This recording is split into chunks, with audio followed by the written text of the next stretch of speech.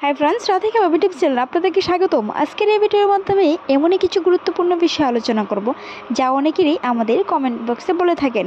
Anomaly scan কি বা anomaly scan কখন এবং কেন করতে হয়? যারা নতুন গর্ভবতী মায়েরা তাদের মনে অনেকেই এই প্রশ্নটা থাকতে পারে।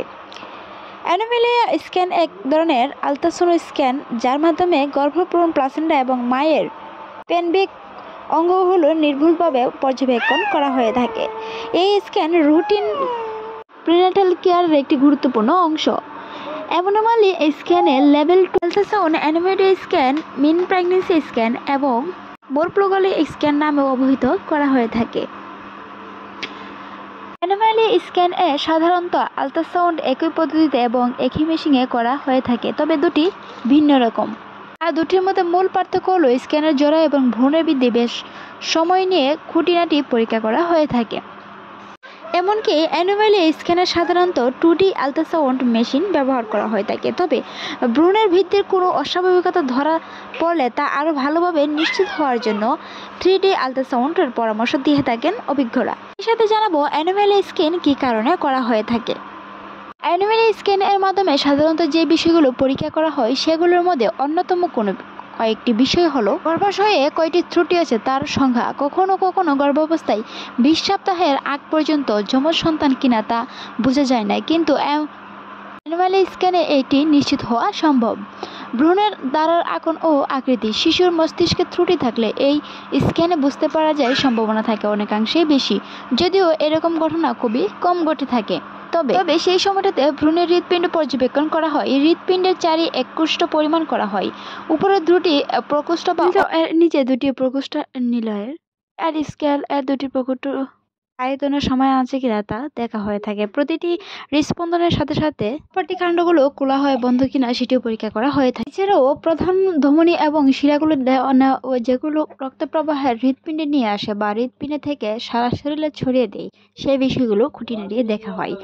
ভ্রূণের পাকস্থলী পরীক্ষা করা হয়। কখনো কখনো শিশুর জরায়ুর মধ্যে যে তরলের অ্যামনিওটিক প্লাস বেশি থাকে তার কিছু অংশ গিলে ফেলে যা স্ক্যানে তার পাকস্থলীতে কালো মিথবুদের মতো দেখায়। ডাক্তার পরীক্ষা করে দেখে নেন যে শিশুর দুটি ব্লক কিডনি আছে কিনা এবং তার মূত্রনালীতে কিডনির ভরিয়ে আর মূত্র বিনা বাধার পৌঁছতে পারছে কিনা। যদি শিশুর ব্লাডার কানিক ও এই স্ক্যানের মাধ্যমে তার এই ব্লাডার পরিপূর্ণ করে উঠবে, কারণ ভ্রূণ সাধারণত প্রতি আধ ঘন্টা পর পর মূত্রত্যাগ করতে পারে।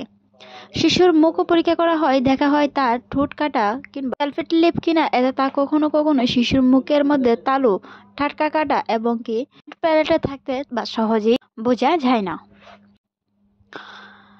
শিশুর মেরুদণ্ড পরীক্ষা করা হয়, সেই সাথে অপরিভাগে দর্শক যাতে নিয়োজিত না হয় সেসব হাড়গুলি স্বাভাবিক আছে কিনা এবং তার পিঠের চামড়া মেরুদণ্ড পুরোপুরি ঢেকে রয়েছে কিনা, অর্থাৎ স্পাইনাল স্পিচ সংক্রান্ত কোনো সমস্যা থাকলে তা নির্ণয় করা হয়ে থাকে স্ক্যানের মাধ্যমে। শিশুর তলপেটের উপরে আবরণ পরীক্ষা করে দেখা হয় যাতে নিশ্চিত হওয়া যায় যে এই দেওয়ালের ভিতরে সব প্রত্যক্ষ সমান দিকে ঢেকে রয়েছে কিনা। কোনো বিকলাঙ্গতা আছে কিনা দেখার জন্য ডাক্তার ভ্রূণের হাত পা বা পায়ের পাতা পরীক্ষা করে দেখেন। তাছাড়াও ভ্রূণের হাত ও পায়ের আঙ্গুলগুলো পরীক্ষা করা হয়ে থাকে। তাছাড়াও এই স্ক্যানগুলোর মাধ্যমে এইসব পরীক্ষা করা ছাড়াও অ্যামনিওটিক স্ক্যানের মাধ্যমে কিছু বিষয় দেখা যায়, যেমন গর্ভপূর্ণ প্লাসেন্টা, ন্যাভেলঞ্জন, গর্ভাশয় মধ্যস্থ তরল, অ্যামনিওটিক ফ্লুইড। গর্ভপূর্ণ প্লাসেন্টা জরায়ুর সামনে পিরিয়র বা পিছনে পোস্টেরিয়র থাকতে পারে। এটা সাধারণত জরায়ু দেওয়ালের উপরে অংশে ফ্লুইড থাকে। তা কখনো কখনো প্লাসেন্টা জরায়ুর নিচের দিকে জরায়ুর মুখ ঢেকে রাখতে পারে। প্লাসেন্টা প্রিভিয়া বলা হয়। অ্যানোমালি স্ক্যানের প্লাসেন্টা এসব বিষয়ে খুঁটিনাটি দেখা হয়ে থাকে। ডাক্তার নাভিরঞ্জুর 3টি রক্তনালীকাণ্ড, 2টি শিরা এবং একটি ধমনী পরীক্ষা করে দেখতে পারেন। এছাড়াও জরায়ুতে অ্যামনিওটিক ফ্লুইডের পরিমাণ ঠিক আছে কিনা তা দেখা হয়। অ্যামনিওটিক ফ্লুইড পর্যাপ্ত পরিমাণে থাকলে ভ্রূণটি স্বাভাবিকভাবে চলাফেরা করতে পারে। স্ক্যান করার সময় শিশুর অঙ্গ প্রত্যঙ্গগুলি মেপে দেখা হয় এবং তার শরীর ভিত্তির পরীক্ষাও করা হয়। ভ্রূণের যেসব অঙ্গের পরিমাণ নেওয়া হয় সেগুলোর মধ্যে অন্যতম হল মাথার পরিধ বা এইচসি, সিকুমেরিন পেনিস, মাথার ভেস বা বিপিডি, এবারে ডিমেটাল তলপেটের বিড়িত বা সি অ্যাবডোমিনাল ক্লিয়ার বা উরুর হাড়ুর দৈর্ঘ্য বা প্রিমিয়ার লেগফিট। এই স্ক্যানের মধ্যে আরও কিছু গুরুত্বপূর্ণ অংশ পরীক্ষা করা হয়। অ্যানোমালি স্ক্যানের মাধ্যমে বাচ্চার লিঙ্গ বা লেজার সম্পর্কে নিশ্চিত হওয়া যায়। তবে মনে রাখতে হবে, স্ক্যানটি করার মূলত কারণ হলো গর্ভস্থ শিশুর স্বাভাবিক বৃদ্ধি হচ্ছে কিনা, তা কোনো শারীরিক অস্বাভাবিকতা আছে কিনা তা খুঁটিয়ে বা ত্রুটি নাতি সবগুলো দেখার জন্য। বেশিরভাগ ভ্রূণের বৃদ্ধি স্বাভাবিকভাবেই পাওয়া যায়। দুর্ভাগ্যক্রমে যদি কোনো সমস্যা চিহ্নিত হয়, তবে বিশেষজ্ঞ ডাক্তারের সাথে অতি দ্রুত পরামর্শ করা হয়। যেমন ডাক্তার যদি হার্ট এর কোনো বড় সমস্যা আছে বলে ধারণা করেন, তাহলে ভ্রূণের ইউকো স্ক্যান করার প্রয়োজন হতে পারে। সেই সাথে স্ক্যানে এ ধরনের বড় শারীরিক সমস্যা খুব কম ক্ষেত্রেই দেখা যায়। কোনো সমস্যা চিহ্নিত হলে নিরাশ হবেন না, পরবর্তী পদক্ষেপ নেওয়ার জন্য মানসিকভাবে প্রস্তুত থাকুন। এতে নিয়ে চিন্তা বা মানসিক কোনো চাপ নেওয়া যাবে না। অ্যানোমালি স্ক্যানে ভ্রূণের কোন জন্মগত ত্রুটিগুলো বোঝা যায়। অ্যানোমালি স্ক্যানের ভ্রূণের কোনো জন্মগত ত্রুটি আছে কিনা তা নির্ভুলভাবে পর্যবেক্ষণ করা হয়ে থাকে অন্যান্য স্ক্যানের তুলনায়। তবে এই স্ক্যান একজন এক্সপার্ট সানোলজিস্ট দিয়ে করানো উচিত, যাতে ভ্রূণের কোথাও কোনো ধরনের ত্রুটি থাকতে পারে সে সম্পর্কে ভালো ধারণা থাকে। তা না হলে অনেক কিছুই মিস হয়ে যেতে পারে।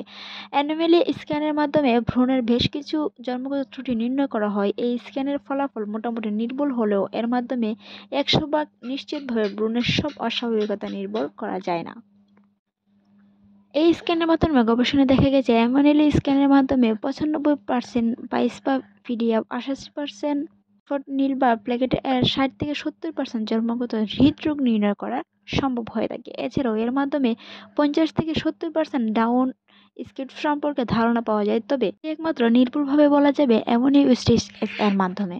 গর্ভধারণকালে সেটি একটি উপযুক্ত সময়। অ্যামনিওটি স্ক্যান করার সবচেয়ে উপযুক্ত সময়টি হলো 18 থেকে 22 সপ্তাহ, অর্থাৎ 5 মাসের মতো।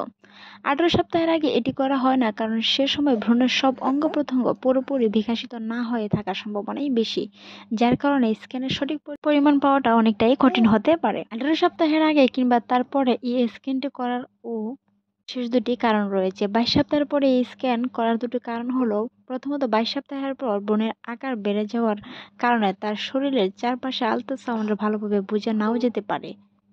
দ্বিতীয়ত, এই সময়ের পরে অনেক দেশের আইন অনুযায়ী প্রেগন্যান্সি টার্মিনেট ধৈর্য নয়, তাই এই সময়ের পরে আর আল্ট্রাসাউন্ড যদি প্রেগন্যান্সি টার্মিনেট করার মতো কোনো জটিলতা পাওয়া না যায়, তবে সময় তা করা সম্ভব নাও হতে পারে। এসব কারণে মূলত 18 থেকে 22 সপ্তাহের মধ্যেই অ্যানোমালি স্ক্যান করিয়ে